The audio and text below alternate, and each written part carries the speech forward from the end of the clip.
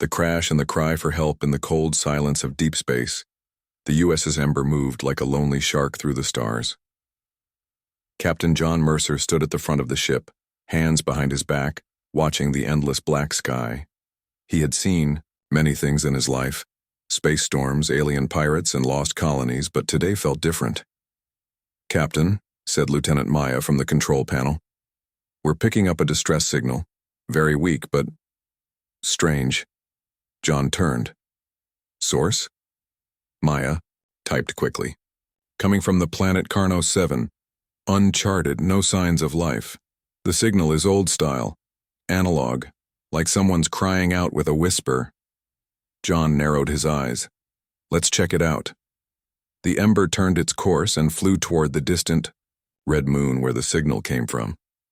As they got closer, the crew could see smoke rising from a crashed pod on the surface. It was half buried in sand, twisted and broken, but still glowing with faint blue light. "Prepare landing crew," John ordered. "I want eyes on that pod." Soon John, Maya, and two others landed on the moon. The wind was dry and the sky red. The crashed pod looked even worse up close. It was alien, that much was clear. Its design was unlike anything in human records. Smooth, curved metal with glowing symbols that shifted slowly like liquid. "It's still running," said Maya.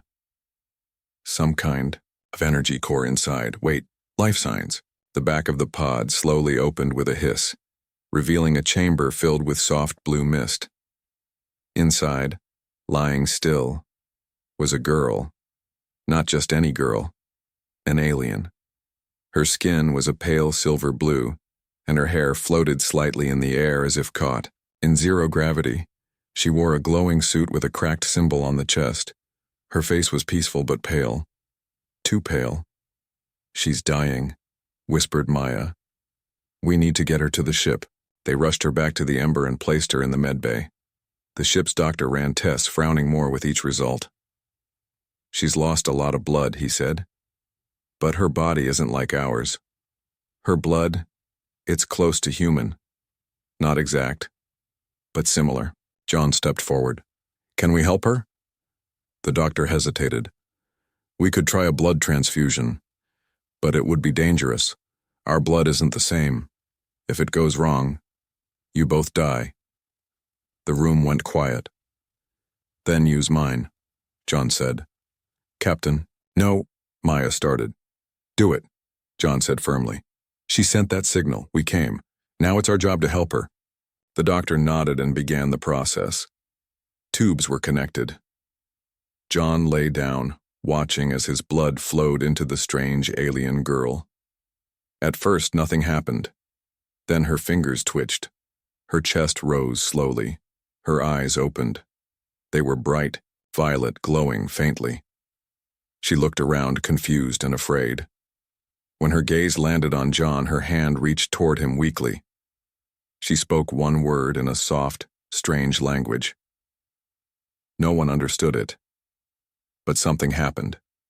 A bright symbol, like a star made of fire, appeared on John's forearm. It burned, but didn't hurt. It sank into his skin like a tattoo made of light. "What was that?" Maya asked, stepping back. The alien girl whispered again, her voice like a song made of wind. "She marked him," said the doctor, eyes wide. "A bond. I've read about things like this in old alien data. Blood bond. It's rare. Sacred." John sat up, dizzy. His heart beat faster. Everything felt sharper, louder, as if he could hear the hum of the ship's engine in his bones. The girl reached for his face, her fingers glowing. "Ira," she said slowly. "Elira." "Elira," John repeated. Suddenly, the ship's alarm blared. "Captain," someone shouted from the comms. "You need to see this." John rushed to the control room. The screen showed something terrifying. 3 unknown ships were entering the system. Black, sharp, and fast. They were heading straight for the Ember. "We've been found," Maya said. "And they don't look friendly." John stared at the screen, then looked down at the glowing mark on his arm. He didn't know who this alien girl was. He didn't know what he had just done. But he knew one thing. This was only the beginning. The blood packed the air inside the USS Ember was heavy. Not just with fear, but with something ancient, something none of the crew could explain. Ever since Captain John Mercer gave his blood to save the alien girl, things had started to change. Her name was Elira. She didn't speak much. Her body was weak. But when she looked at John, it was as if she knew him, even though they had never met. Every time their eyes locked, he felt like a string deep inside him was being pulled tighter. In the medbay, Elira sat on the bed, quiet and calm. The strange symbol on John's arm still glowed faintly, even hours later. It no longer burned, but it pulsed like a second heartbeat. Dr. Haynes looked at the scans with disbelief. Her biology is rewriting your blood, and your blood is affecting her mind. You two are linked now. Not just physically, something deeper. How deep? John asked. I don't know, Haynes admitted. I've never seen anything like this. Suddenly the ship shook violently. Alarms blared. Bridge to captain. Maya's voice came through the comm. Enemy ships are firing on us, shields holding, but not for long. John ran to the bridge. On the screen, 3 black alien vessels moved like predators. Their weapons glowed dark red, firing energy bolts across the Ember's shields. Return fire, John ordered. The Embers, cannons lit up the sky, but the enemy ships were fast, too fast. They're not trying to destroy us, Maya said. They're trying to board us. A deep hum echoed through the ship. Then a loud crash. They've breached cargo bay too, someone yelled. John grabbed his rifle. Seal off the section. Meet me there.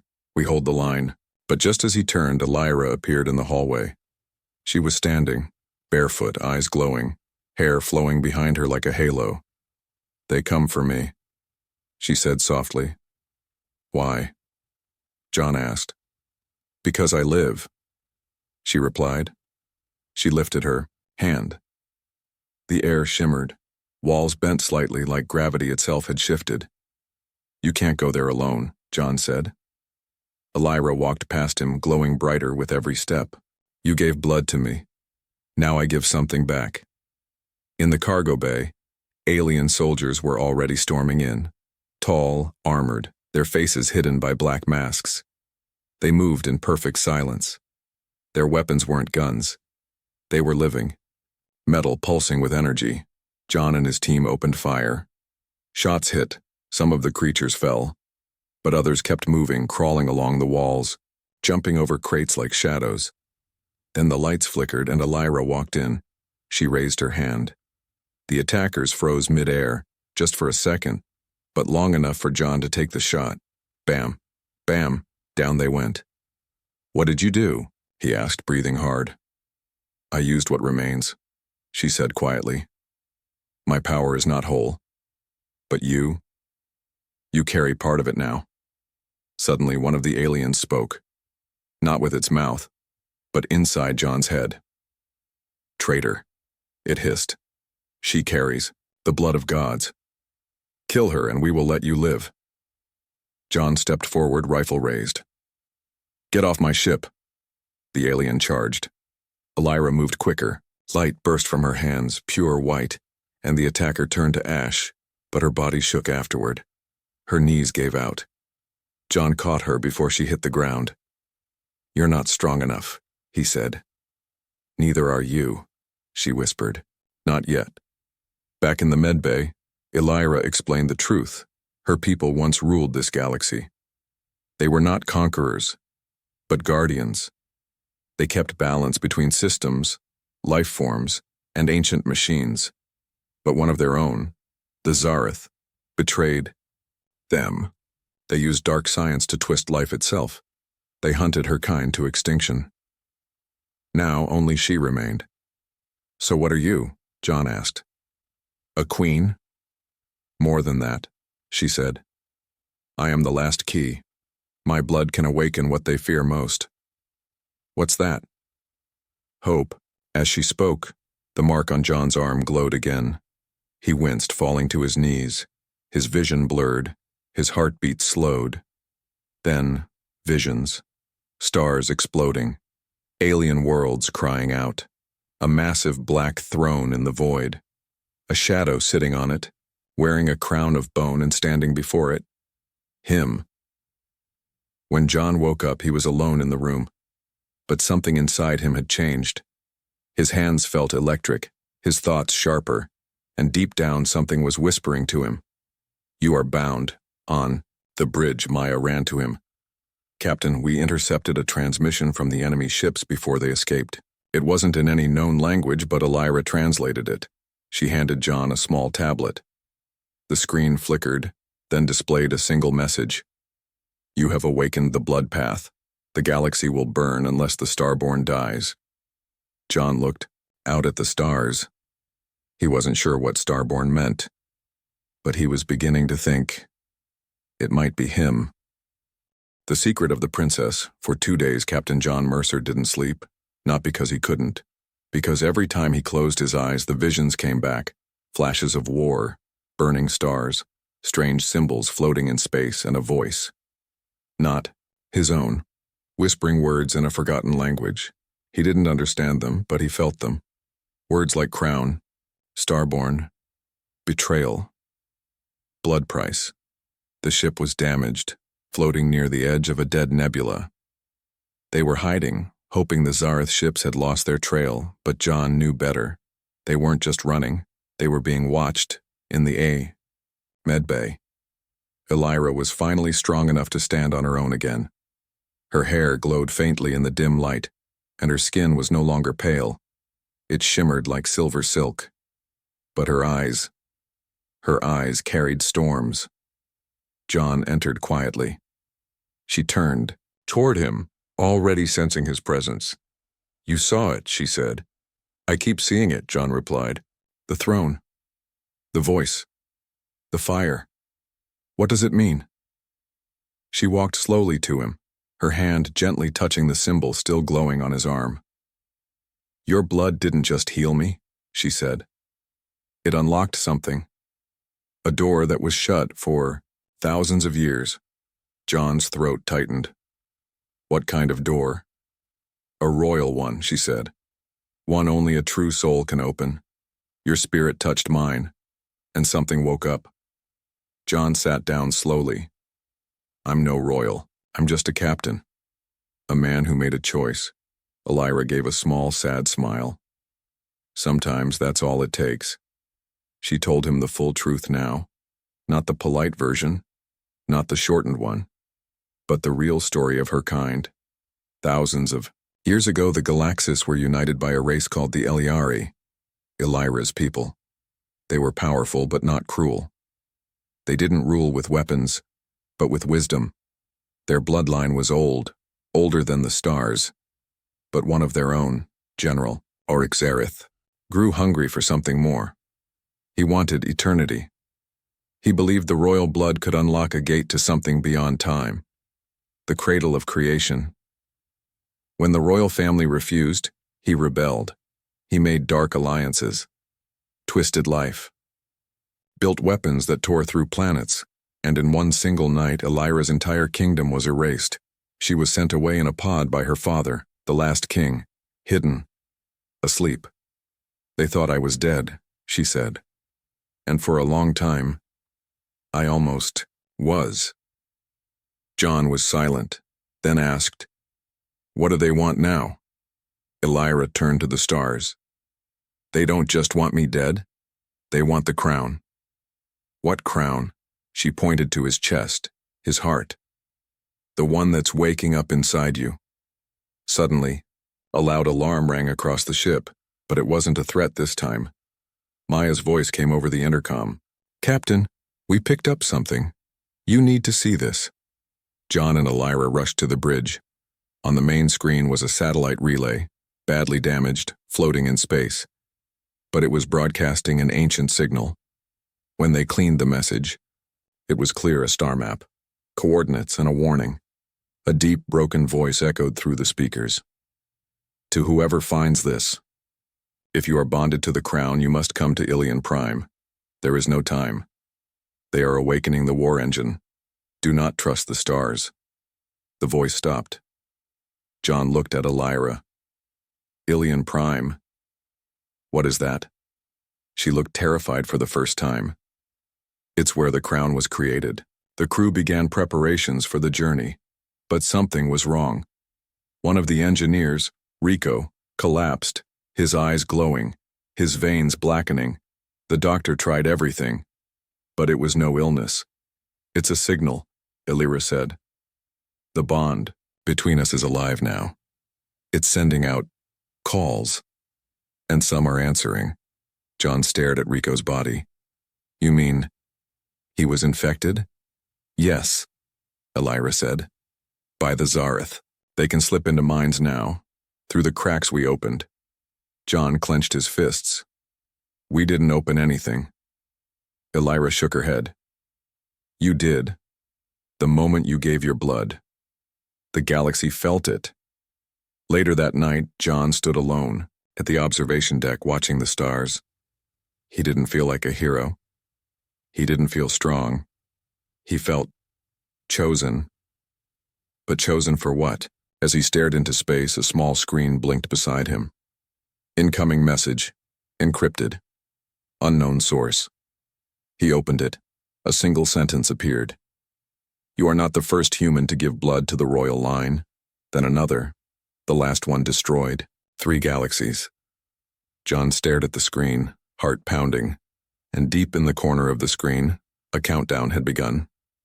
72 hours until contact. Location: Ilion Prime. Attack on the ship. The journey to Ilion Prime had begun, but nothing felt safe anymore.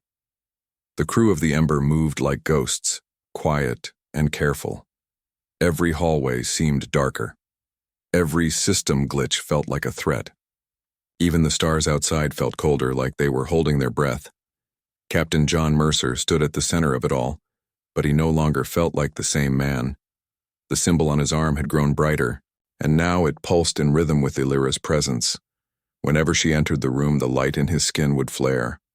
Sometimes it burned, sometimes it comforted him, but it never stopped. And now, something else had begun. He was hearing voices. At first they were whispers in his sleep, but now they came even while he was awake. Not in English, not in any known language, but he understood them anyway. They spoke of blood and war, of crowns and betrayal. They called him Starborn, just like the message had said. "The crown is waking," Elira told him one night. "It's not just a symbol. It's a force. And now, it wants something." John looked at her. "What does it want?" Elira hesitated. "To finish what it started." On the third day, just 12 hours from Ilion Prime, the attack began. It started as a faint hum, so low only Elira noticed it first. She ran to the bridge. "It's not a weapon. It's a summon. They've found us again." Seconds later, space. Around the Ember twisted, a rip opened, and 5 Zareth ships came through, black, angular, silent. Like metal wasps. No warnings. No messages. They opened fire immediately. The ship shook violently as red blasts smashed into the shields. "Brace!" John shouted. "Return fire! Evasive maneuvers!" Maya tried to steer, but the Zareth weapons weren't just damaging the hull, they were corrupting the ship's AI. Screens glitched. Doors locked. Alarms went dead. "They're hacking us," Maya yelled. "They're inside the systems." In engineering, sparks flew, lights flickered, and then the lights turned red, not from the alarm, from the walls themselves. The metal was changing. One of the crew members screamed as his console melted and reformed, shaping into a long, thin spike that struck straight through his chest. "They're turning the ship into a weapon." The engineer cried, but it was too late. John rushed to medbay where Elira had collapsed. Her body was glowing too bright, almost burning. He grabbed her shoulders. "What's happening to you?"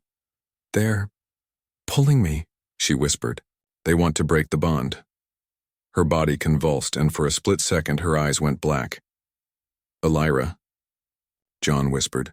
She looked at him, but it wasn't her anymore. "You were never meant to hold the crown." the voice said from her lips. You are only flesh. Your blood will spill like all the others. John stepped back, stunned. Elira, fight it. Her body dropped limp, but the air around her began to bend. Energy swirled, forming a shape, a black shadow in the form of a man. No eyes, no mouth, just darkness and a deep, bone-cracking voice. You opened the gate, human. Now we... Come through. John fired his sidearm. The blast went straight through the shadow, hitting the wall behind it. No effect. You can't stop what has begun. Then it vanished. Lyra gasped for breath. John caught her. You came back, he whispered. I don't know. For how long? She said. On the bridge, Maya shouted. Captain, we've got a breach on deck 3. They're boarding. John grabbed his rifle. Send units. Lock down the rest of the ship. But as he moved to leave, Elira grabbed his hand. John, there's something else. What? They didn't just come for me, they came for you. They want to turn you into the next war king. He stared at her. Me? You're changing, she said, and soon you'll have to choose. Become their weapon or become our hope. John led the team to deck 3. Smoke filled the air. Sparks flew. The floor was cracked. Pieces of the ship were reshaping themselves, twisting into alien forms. The Zareth were already inside, tall, black-armored, with living weapons growing from their arms. But something inside John changed in that moment. As the first Zareth raised its blade, John lifted his hand. Instinctively, a pulse of energy blasted from his palm. The Zareth warrior was thrown back like a ragdoll, slamming into the wall, crushed. John stood frozen, staring at his own hand. It glowed, just like Elira's. The crew looked at him in shock. Maya whispered, What are you? John didn't answer. He didn't know. But whatever he was just getting started. Back in the command room, Elira looked at the coordinates on the screen. Ilion Prime was close now, but as she stared, her face turned pale again. John entered. What is it? The crown isn't on Ilion Prime anymore, she said. He froze. What do you mean? She looked at him with fear. Someone already took it. The lost planet. The Ember drifted into orbit around Ilion Prime. But something was wrong. The planet was there, but the energy that once pulsed from it, the ancient signal, the heartbeat of the crown, was gone. The surface was dark, quiet, dead. No, life signs, Maya said, scanning the data. But the structure, it's massive, underground, buried deep. Elira stood next to John, silent, pale, afraid. This is not how it was supposed to be, she whispered. This planet once sang, to the stars. What happened? John asked. Someone silenced it. They landed near a cracked obsidian hill where old metallic ruins poked out of the ground. The air was thick with dust. Not natural dust, but ashes. Everything smelled burnt, as if something sacred had been destroyed long ago. The team moved, slowly through the black sand. The ruins were twisted, melted in strange shapes, like they'd been touched by energy that didn't follow the laws of physics. This place doesn't feel abandoned, said Maya. It feels watching us. Then the wind stopped, completely, and the door to the ruins opened, by itself. They entered a giant chamber beneath the hill. Glowing blue symbols danced along the walls. Ancient writing none of them could read, but Elira could. This is the Vault of Origins, she said. It's where the crown was created. And where it decides who can hold it. You mean, it's a test? John asked. Elira nodded. Not everyone can wear the crown. Some go mad, some turn to dust. Only 1 in a million survives. A low hum filled the room.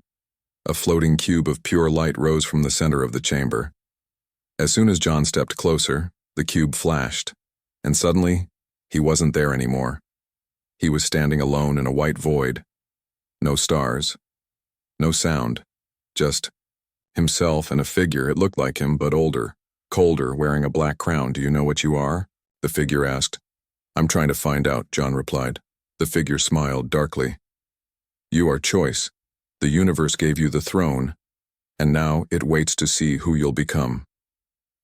I'm not here to rule, John said. No, the figure said. You're here to decide who dies.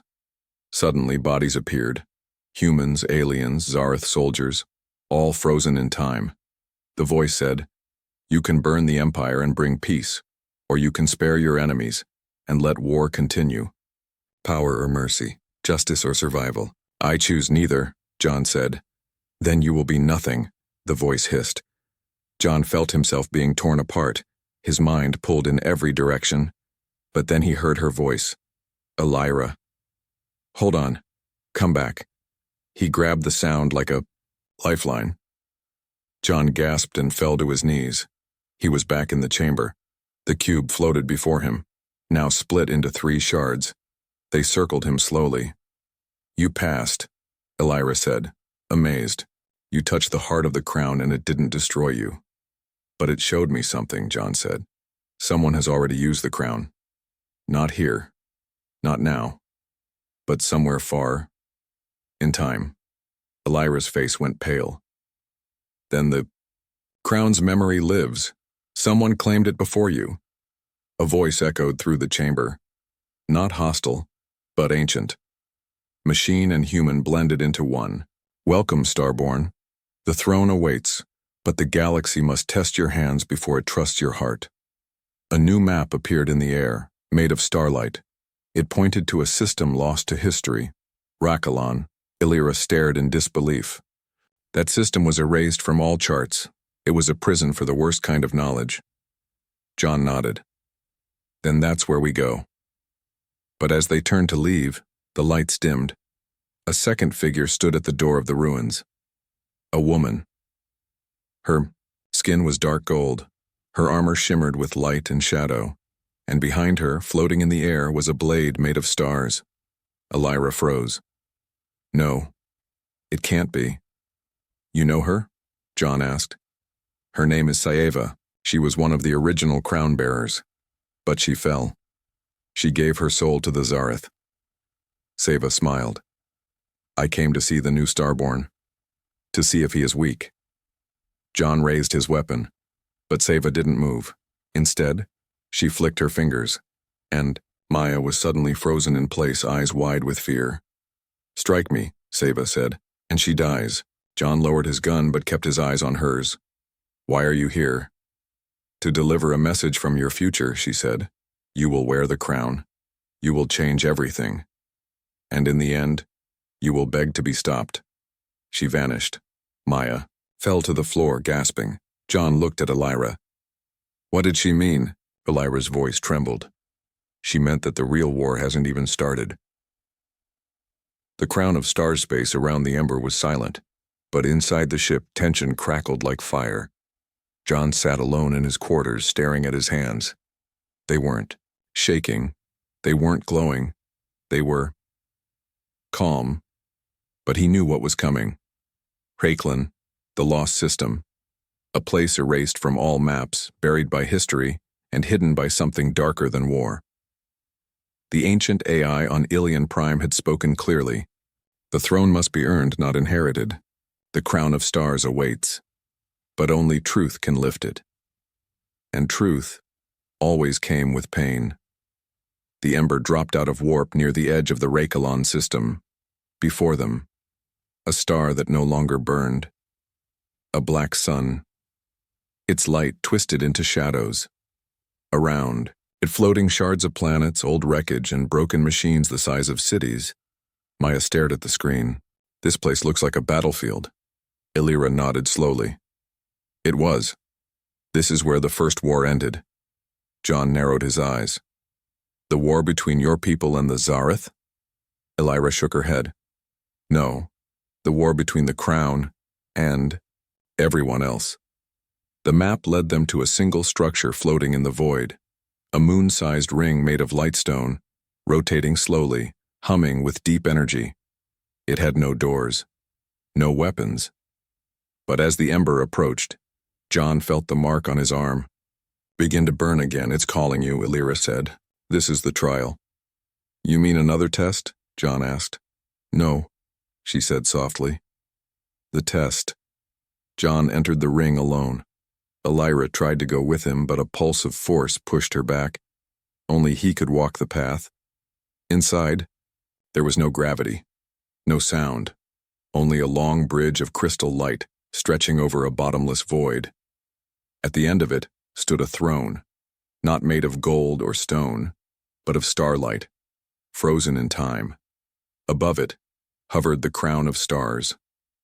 It was not a crown like on Earth. No jewels, no metal, just a spinning halo of energy, built from memories, light, and pain.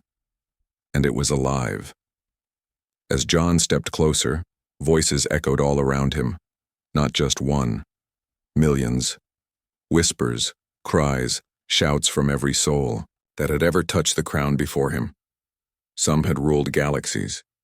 Some had burned them. You are the next, said a voice. Are you ready to carry everything? John stood still. What does that mean? The voices answered. To wear the crown is to remember every war, every mistake, every death. You will feel it all. John reached out. His hand trembled now, not from fear, from weight. The weight of every life his decision could touch. The moment he touched the crown, it shattered, and then rebuilt itself around him. In that instant, the universe opened. He saw everything. 1,000 timelines, 1,000,000 possible futures. Some where he became a tyrant, some where he died a hero, some where he destroyed the Zareth, some where he became one of them. The crown didn't give power. It gave choice, and that was heavier than any weapon. When John awoke, he was back on the ember, but his eyes had changed. Maya stepped back when she saw him. Elira stepped forward. You saw it, she said. He nodded. I lived 1,000 lives, in seconds. And in most of them, I failed. But in one, he looked at her. In one, I saved everyone. But peace never comes easy. As the crew gathered in the war room, an alert flashed. A fleet was approaching, not just Zareth ships, the Throne Fleet, a legendary armada that had vanished after the First War. Ships made of blackstone and red flame. At its center, the war engine, a living weapon the size of a moon, built from forgotten gods, and powered by pain, and leading it was Siva. Again. But this time she wasn't alone.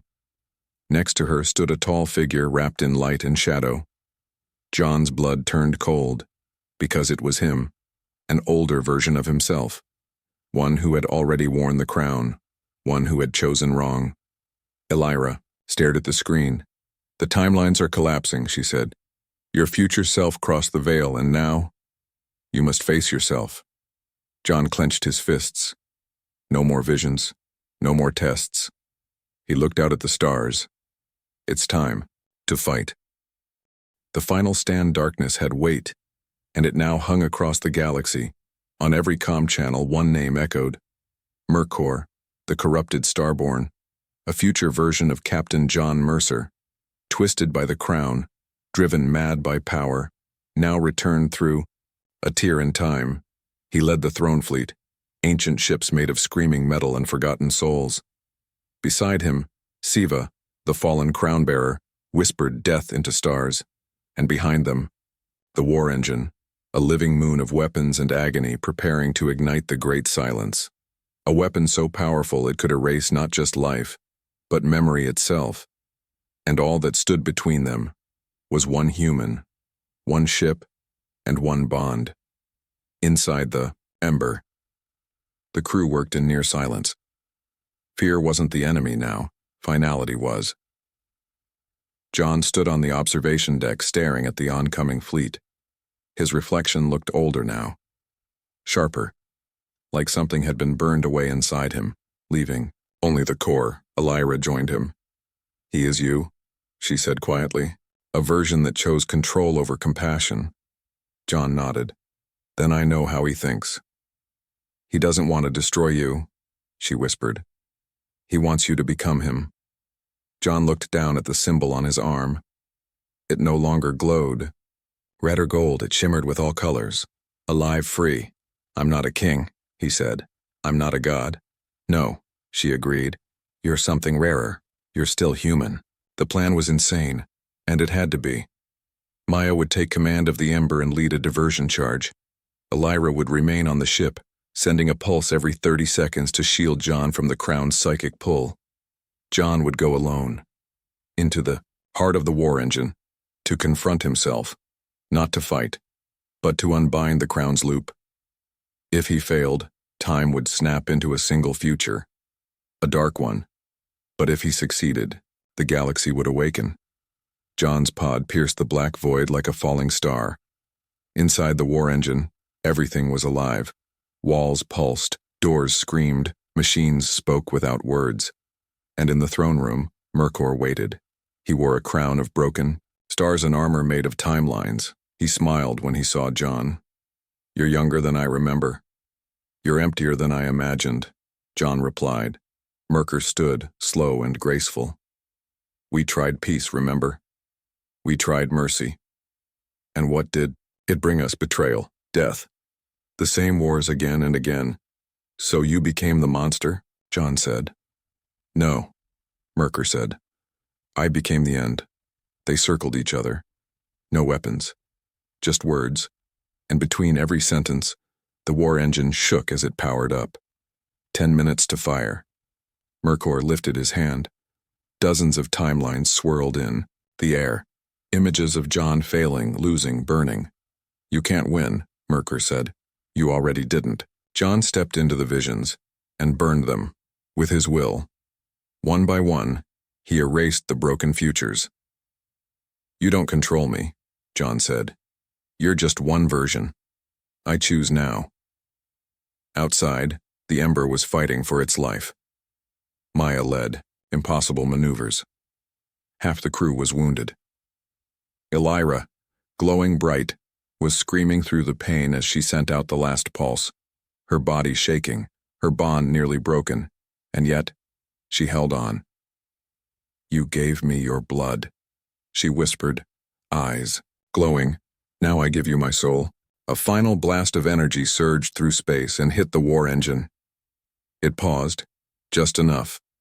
Inside, John reached the center chamber. He touched the root of the crown, the first thought, the first spark. It asked him one question. Do you choose power or peace? John closed his eyes and answered, I choose to remember. The crown shattered, light exploded, not as a weapon, as truth. Every timeline unraveled, every lie burned, and Mercor screamed as he faded into stardust. The war engine broke. Apart, the throne fleet scattered. The stars were silent once more. On the Ember, Elira collapsed into John's arms, her glow fading. You did it, she whispered. You rewrote fate. We did it, he said. Together, her hand touched his chest, over his heart. A final spark passed between them, and then she was gone. Months later, the galaxy was rebuilding. Old enemies were talking. Lost systems were returning.